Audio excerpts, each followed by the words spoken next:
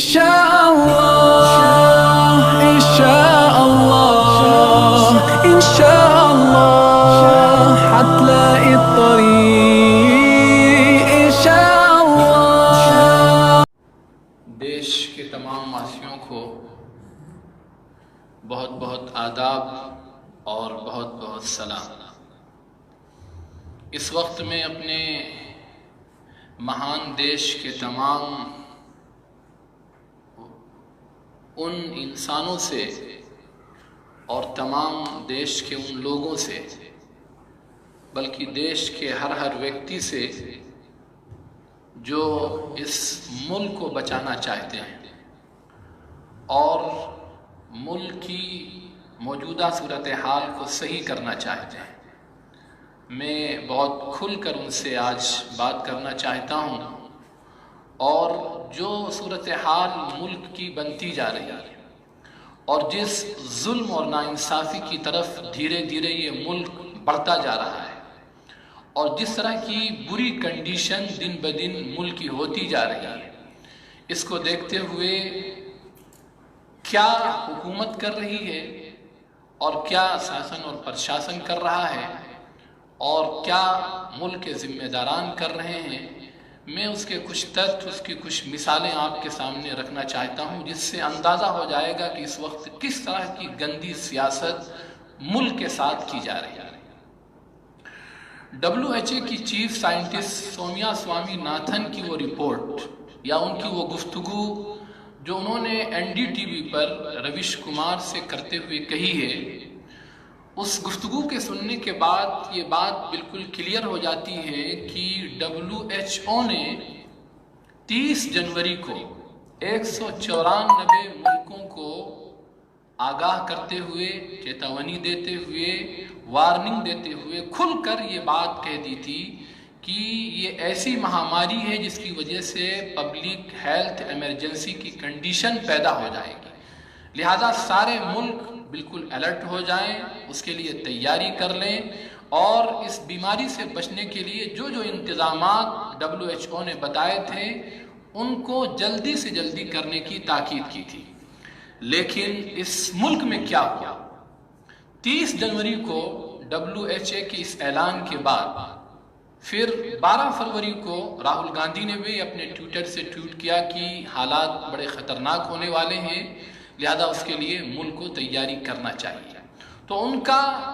BJP کے لوگوں نے بھی اور میڈیا کے بھی کچھ لوگوں نے ان کا مذاق اڑایا اور ہیلتھ منسٹری کی جانب سے یہ بات کہی گئی کہ کوئی ایسی یہ مہاماری نہیں ہے جس کی وجہ سے ملک میں ہیلتھ ایمرجنسی کی کنڈیشن اور صورت پیدا ہوگا. پھر حیرت کی بات یہ ہے کہ پورا فروری ایسے ہی گزرا، مارچ پورا ایسے ہی گزرا. 11 مارچ کو پھر WHO نے پھر اس نے 194 ملکوں کو سخت ہدایت دی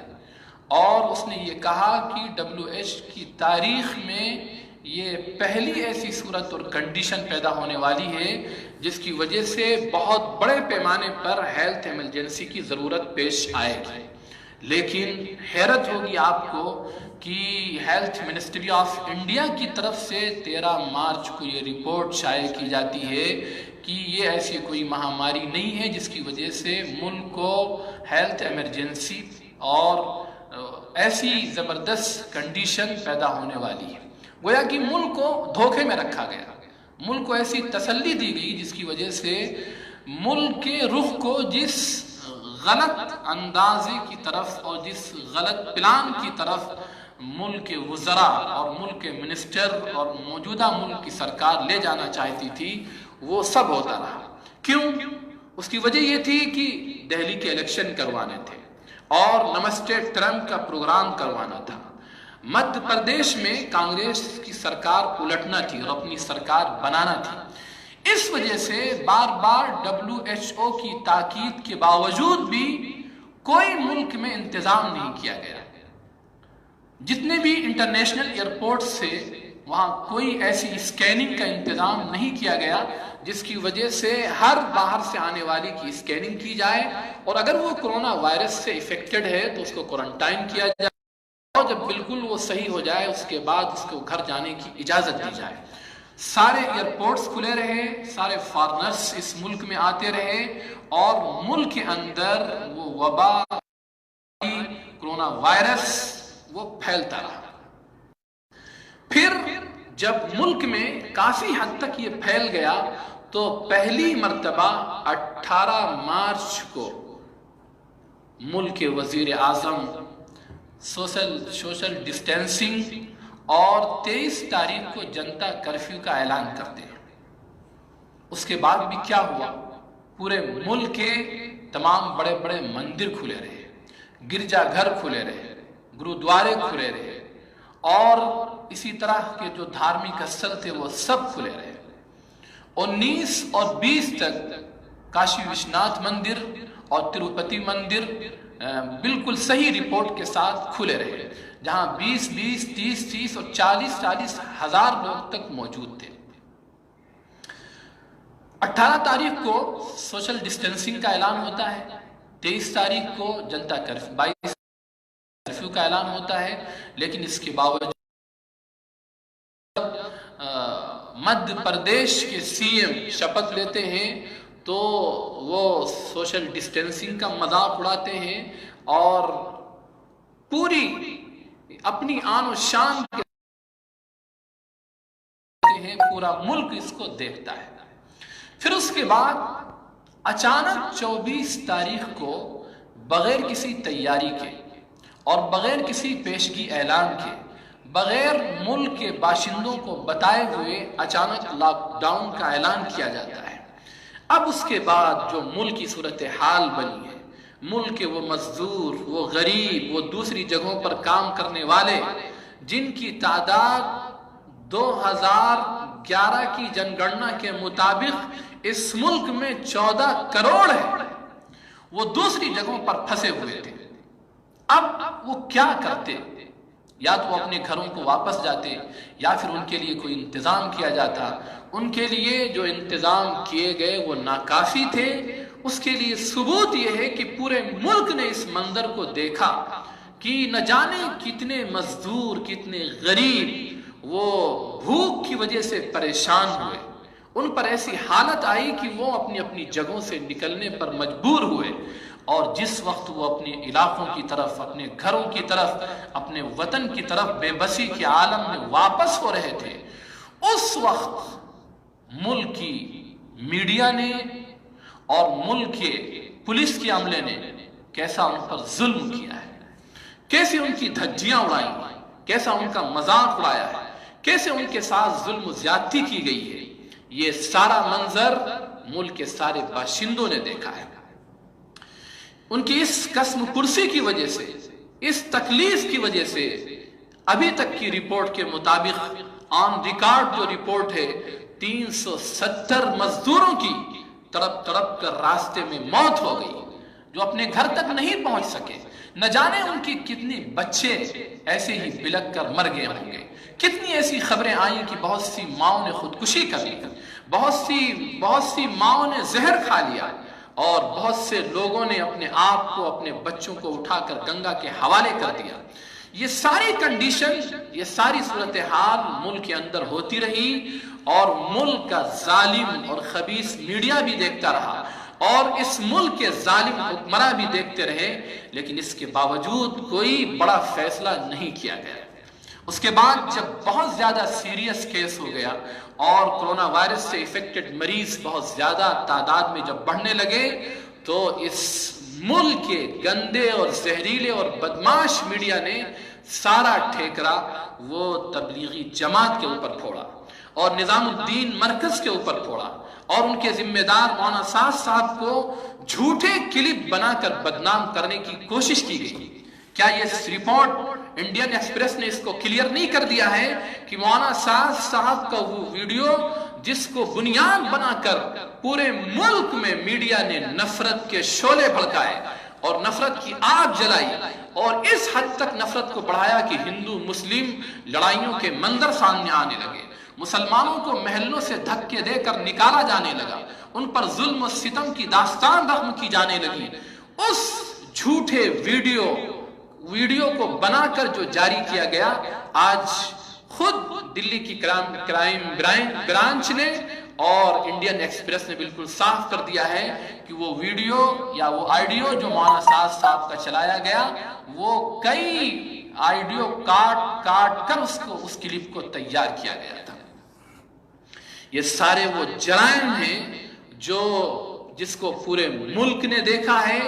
اور اس کے باوجود جبکہ مسلمان جب سے لاک ڈاؤن ہوا ہے پوری طریقے سے اس کا پالن کر رہے ہیں، صرف پالن نہیں کر رہے ہیں بلکہ اس کے ساتھ ساتھ پورے ملک کے غریبوں کے ساتھ کندھے سے کندھا ملا کر کھڑے ہیں۔ وہ ہر ضرورت مند جو ان کے محلے میں ہیں، بغیر کسی تفریق کے، بغیر کسی ڈسکریمنیشن کے، وہ ہر ایک کی مدد کر رہے ہیں، کھانے بنا کر ان کے لیے بھیج رہے ہیں، ان کے راشن کا انتظام کر رہے ہیں۔ اور جب ملک کو بلڈ ڈونیٹ کرنے کی ضرورت پڑی، جس بلڈ کو آسٹریلیا کے اندر 1 یونٹ 10 لاکھ میں خریدا جا رہا ہے، رویش کمار نے اپنی نیوز میں یہ بات کہی، اور انہوں نے ٹویٹ کر کے بھی یہ بات کہی کہ آسٹریلیا کے اندر 1 یونٹ خون اس وقت 10 لاکھ روپے میں دے کر خریدا جا رہا ہے۔ پھر انہوں نے کہا کہ لیکن ہمیں فخر ہے کہ ہمارے ملک میں جماعت کے لوگوں نے اپنا وہ خون فری میں دان کیا ہے۔ جن جماعت کے لوگوں نے ملک کو جب خون کی ضرورت پڑی تو ان کے امیر، ان کے ذمہ دار مولانا سعد صاحب نے اپنے لوگوں سے کہا، جبکہ میڈیا نے ان کو غلط طریقے سے بدنام کیا، اس وقت بھی انہوں نے اپنے لوگوں سے کہا کہ اس وقت ملک کے باشندوں کو خون کی ضرورت ہے، ہم کسی سے اپنا بدلہ نہ لیتے ہوئے ملک کے اپنے تمام جماعت کے لوگوں سے یہ ہم درخواست کرتے ہیں کہ وہ اپنا بلڈ ڈونیٹ کریں۔ اس کے نتیجے میں بلڈ پلازما جماعت کے لوگوں نے جو ڈونیٹ کیا ہے اس کو بھی ملک کے میڈیا نے چھپایا، بہت کم چینلوں نے اس کو اس طرح پیش کیا جس طرح اس کو پیش کرنا چاہیے، تاکہ جو نفرت کی فضا قائم ہوئی تھی وہ ختم ہو جاتی اور ملک میں بھائی چارے کا ماحول قائم ہوتا۔ اس کے بعد پھر مسلمانوں نے جو آخری فیصلہ لیا لاک ڈاؤن کے اندر کہ ہم اپنی آنے والی عید کو، اپنے آنے والے سب سے بڑے تہوار کو بھی ہم بڑی سادگی کے ساتھ منائیں گے، ہم کوئی نیا کپڑا نہیں خریدیں گے، کوئی نئی چیز نہیں خریدیں گے، اور جو پیسہ ہمارا بچے گا ہم وہ اپنے ملک کے غریبوں پر خرچ کریں گے۔ اور پھر اس کے باوجود اگر بدنام کیا جا رہا ہے، اگر ستایا جا رہا ہے، پولیس کے ذریعے سے اگر ظلم و ستم کیا جا رہا ہے، تو وہ جو تصویریں آ رہی ہیں، جو ویڈیوز آ رہے ہیں، وہ مسلمانوں کے اوپر جو مظالم کے پہاڑ توڑے جا رہے ہیں، ان کے ویڈیوز کثرت کے ساتھ وائرل ہو رہے ہیں۔ ایسی حالت میں اپنی طرف سے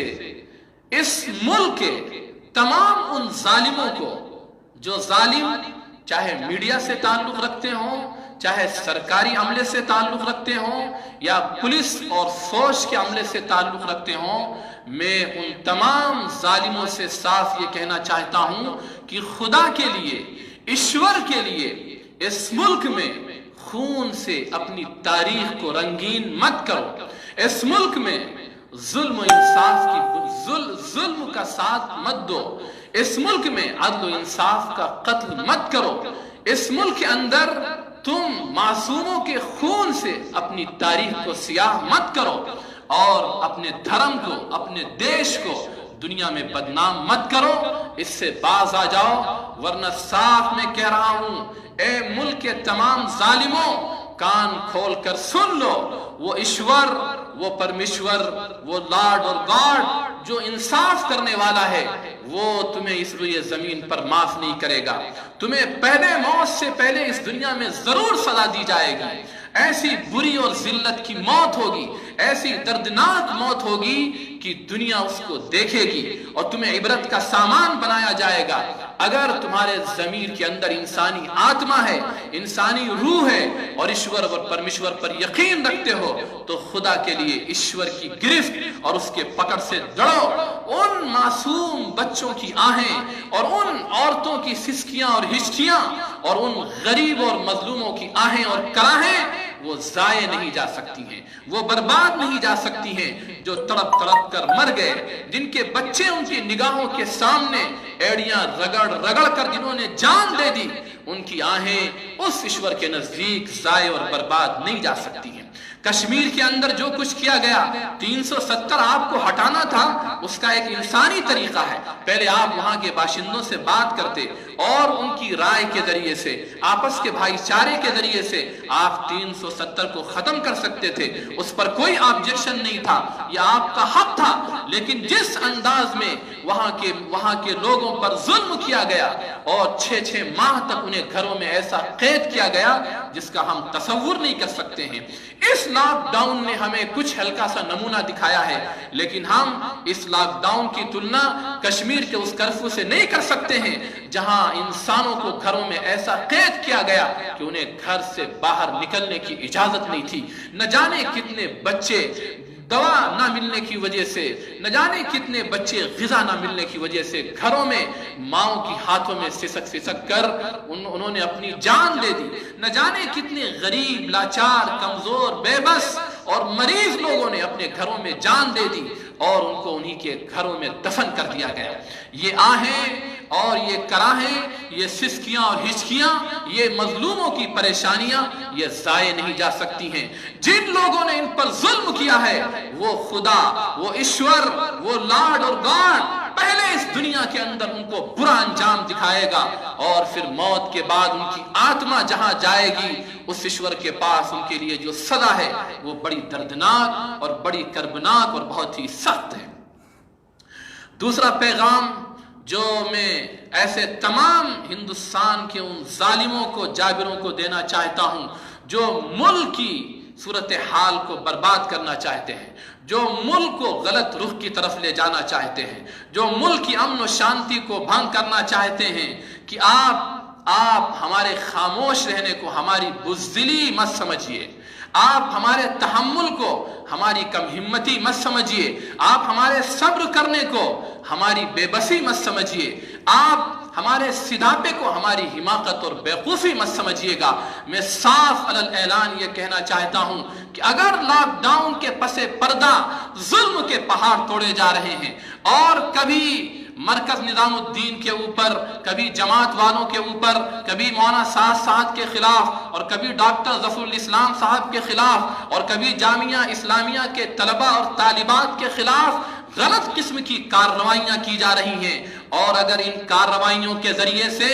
ملک کے ظالم یہ سمجھ رہے ہیں کہ یہ ہمارے لیے لقمہ تر ہے، ہم اسے نگل جائیں گے، تو ہم صاف ایسے ظالموں سے کہنا چاہتے ہیں کہ تم نے جو غلط قسم کی کارروائیاں کی ہیں، یہی کارروائیاں تمہارے گلے کا پھندا ثابت ہوں گی۔ ہم اس ملک میں ظلم کو برداشت نہیں کر سکتے ہیں۔ ہم اگر خاموش ہیں تو کسی وجہ سے خاموش ہیں۔ ہم چاہتے ہیں کہ ملک کے اندر ایسے حالات پیدا نہ ہوں کہ اس کی وجہ سے ملک کی صورتحال خانہ جنگی کی طرف چلی جائے۔ ہم اس ملک کی حفاظت کے لیے، اس ملک کو بچانے کے لیے، اس ملک میں امن شانتی قائم کرنے کے لیے، اس ملک میں عدل و انصاف قائم کرنے کے لیے، اس ملک میں حق اور سچ کے بول بالا کرنے کے لیے ہم آخری دم تک اس ملک کے ظالموں سے نبرد آزما ہوتے رہیں گے، اور ہم دیش کے تمام ان افراد سے، دیش کے تمام ان لوگوں سے اور دیش کے تمام باشندوں سے، کسی دھرم کے ہوں، کسی بھی ریلیجن کے ماننے والے ہوں، وہ ہندو ہوں، بدھسٹ ہوں، جینی ہوں، سکھ ہوں، عیسائی ہوں، ہم ان سب سے یہ کہتے ہیں کہ اس وقت جو ملک کی بری صورتحال ہے، اور اس وقت ملک کی جو فائنینشل زبردست گرتی ہوئی کنڈیشن ہے، اس وقت ملک میں جو ظلم و ستم کی داستان رقم کی جا رہی ہے، اس وقت ملک کو جس غلط رخ کی طرف لے جایا جا رہا ہے، ہم اور آپ سب مل کر اس ملک کے تمام ظالموں کے خلاف متحد ہو کر اپنی آواز کو اٹھائیں، اور ہم سب مل کر اپنے علاقوں میں صرف آواز اٹھانے پر اکتفا نہ کریں، بلکہ اس کے ساتھ ساتھ ہمارے علاقوں میں، ہمارے محلوں میں، ہمارے ضلعوں میں ایسی مضبوط ہندو مسلم مشترک کمیٹیاں قائم ہوں جس میں وکیل بھی ہوں، ڈاکٹرز بھی ہوں، ججز بھی ہوں، اور پھر ملک کے ایسے ظالموں کے خلاف ہم لیگل کارروائی بھی کریں، سخت ایکشن لیں، اور یہ صاف کر دیں کہ اس ملک میں ظلم کی اور استبداد کی اور اتیاچار کی اور انیائی کی حکومت ہم نہیں چلنے دیں گے. ایسے تمام ظالموں کے چہرے کو ہم بے نقاب کریں گے اور ظلم کے خلاف آخری حد تک جو ہم کر سکتے ہیں وہ ضرور کریں گے. اسی کے ساتھ ساتھ میں اپنے مسلمان بھائیوں سے، تمام ذمہ داروں سے، تمام مسلم آرگنائزیشن کے قائدین اور لیڈر سے یہ بات کہتے ہیں کہ اگر ہم اور آپ یہ سمجھ رہے ہیں کہ ہم محفوظ ہیں اور ہمارے آشیانے پر کوئی آفت نہیں آئی ہے اور ہمارا خرمن بہت محفوظ ہے، اس پر کسی قسم کی بجلی نہیں گری ہے، تو یہ ہماری بہت بڑی بھول ہے. اگر باطل نے ملک کی سب سے بڑی تنظیم بلکہ دنیا کی سب سے بڑی آرگنائزیشن پر غلط قدم اس نے اس کی طرف اٹھایا ہے تو ہماری چھوٹی چھوٹی تنظیموں کی کوئی حیثیت نہیں رہ جاتی ہے، ہماری چھوٹی چھوٹی آرگنائزیشن کی کوئی حیثیت نہیں رہ جاتی ہے. اس وجہ سے ہم ان ظالموں کے خلاف متحد ہو کر ایسا پلان، ایسا منصوبہ تیار کریں کہ یہ ملک کے ظالم سمجھ جائیں کہ اگر ہم نے یہ روش باقی رکھی اور ہم نے یہ رخ اختیار کیا تو اس ملک کے باشندے ہمیں معاف نہیں کریں گے اور ہمیں چلنے نہیں دیں گے. کس طرح کی زیادتیاں مسلسل کی جا رہی ہیں، کیسی دردناک اذیتیں کچھ غریبوں کو، مزدوروں کو، ٹھیلا اور رکشہ چلانے والوں کو اور مسلمانوں کو جس انداز میں ستایا جا رہا ہے وہ پورا ملک دیکھ رہا ہے. پولیس کا ڈنڈا ان سیدھے لوگوں کے لیے جو بیچارے اپنی ضرورت کے لیے جاتے ہیں، اپنا سامان خریدنے کے لیے جاتے ہیں، ان کے لیے استعمال ہوتا ہے، لگ رہا کوئی وہ جرم کر رہے ہیں. اور دوسری طرف جس وقت ملک کے اندر شراب کی دکانیں کھولنے کا اعلان ہوتا ہے، پورے ملک نے دیکھا کیسے ان شرابیوں، نشیڑیوں، گنجڑیوں کی کیسی بھیڑ تھی. لیکن کیا پولیس نے ان پر ڈنڈا اٹھایا؟ کیا پولیس نے ان کے ساتھ وہ رویہ کیا جو اس نے ان کمزوروں، بے بسوں اور مزدوروں کے ساتھ کیا ہے؟ پولیس کی ان حرکتوں کو بھی ریکارڈ کیا جائے، ان کے ویڈیوز ریکارڈ کیے جائیں اور جگہ اور پتہ اور ایڈریس اور ان کی شکلیں ریکارڈ کی جائیں. ان کے خلاف بھی لیگل ایکشن لیا جائے، لیگل کارروائی کی جائے. ہم اپنے طور پر جہاں جہاں ہیں، جس ضلع میں، وہاں کے سارے اچھے لوگ، سارے انصاف پسند لوگ ہندو مسلم مل کر ایسی زبردست کمیٹیاں بنائیں جو ان ظالموں کے خلاف قانونی کارروائی کریں. اور اس میں کسی مرحلے میں ہمیں چین و سکون سے نہیں بیٹھنا ہے جب تک کہ یہ ملک ہمارا بالکل محفوظ نہ ہو جائے، جب تک اس ملک کے اندر سے نفرت کی فضا نہ ختم ہو جائے، جب تک کہ اس ملک کے اندر اچھے لوگ کے ہاتھ میں قیادت اور سیادت نہ آ جائے، اس وقت تک ہم اس ملک کے ظالموں سے نبرد آزما رہیں. ہم کھل کر ان کا مقابلہ کریں گے، ان کے خلاف ہم تمام قانونی کارروائیوں کو اختیار کریں گے اور اس ملک میں امن و شانتی قائم کرنے کے لیے ایسے تمام ظالموں کو کیفر کردار تک پہنچانے کی آخری کوشش کریں گے. ہمارا اور آپ کا اور ملک کے تمام باشندوں کا یہ فیصلہ ہونا چاہیے. کاش کہ میری یہ آواز ملک کے تمام ان لوگوں تک جو اپنے دلوں کے اندر، جو اپنے سینوں کے اندر دھڑکتا ہوا دل رکھتے ہیں، انسانیت کے لیے ہمدردی رکھتے ہیں، انسانیت کے لیے بے چینی رکھتے ہیں، وہ سارے لوگ ان تمام مظالم کو ریکارڈ کر کے ان کے خلاف سخت کارروائیاں کریں. اور ہم آپ بھی اپنے علاقوں کے اندر مضبوط کمیٹیوں کے ذریعے سے ان کے خلاف ایکشن لیں. میڈیا کے خلاف بھی قانونی کارروائی کی جائے. صرف بیان پر اکتفا نہ کیا جائے، صرف بائیکاٹ پر اکتفا نہ کیا جائے. بائیکاٹ کرنے کی صدا یہ بہت پرانی ہے، کئی بار لگائی جا چکی ہے. اگر ہم بائیکاٹ بھی نہ کریں تو اس کا مطلب ہمارا ضمیر مر چکا ہے، ہمارے اندر کی انسانی آتما دفن ہو چکی ہے. ایسے میڈیا کو ہم کیسے سنیں گے؟ اس کے اینکرز کو کیسے سنیں گے؟ ان کے ڈیبیٹ پر جانے والوں کو ہم کیسے سنیں؟ چاہے وہ مسلمان ہی کیوں نہ ہو. ہرگز انہیں بھی ایسے چینل پر جانے کی ضرورت نہیں ہے جہاں انہیں بدنام کیا جائے اور جس کے ذریعے سے ان کی تصویر خراب کی جائے. بائیکاٹ کرنے کے ساتھ ساتھ ہم لیگل ایکشن، لیگل کارروائی ضرور ان کے خلاف کریں. اور الحمدللہ کچھ کوششیں کی گئی ہیں،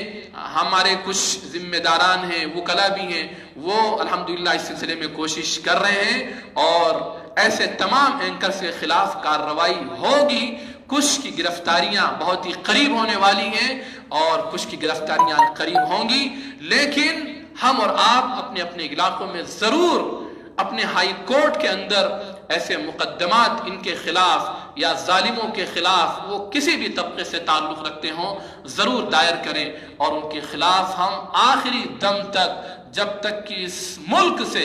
ظلم کا خاتمہ نہ ہو جائے، نا انصافی اور اتیاچار کا خاتمہ نہ ہو جائے، اس وقت تک ہم اور آپ سکون سے نہ بیٹھیں۔ یہ ہماری اور آپ کی، پورے ملک کے دیش واسیوں کی سب سے بڑی ذمہ داری ہے۔ میں اسی بات کے ساتھ، شکریہ کے ساتھ اور اس امید کے ساتھ کہ اس بات پر فوراً اس بات کو غور سے سن کر اپنے اپنے علاقوں میں تمام ظالموں کے خلاف کوشش شروع کی جائے گی، میں بہت بہت شکریہ اور دھنیواد کے ساتھ رخصت ہوتا ہوں، اور ایشور سے پرارتھنا کرتا ہوں کہ اس ملک کی حفاظت فرمائے، اور اس وقت جو مہاماری ہے اس سے پورے ملک کی اور ملک کے تمام باشندوں کی حفاظت فرمائے۔ بہت بہت شکریہ، بہت بہت دھنیواد۔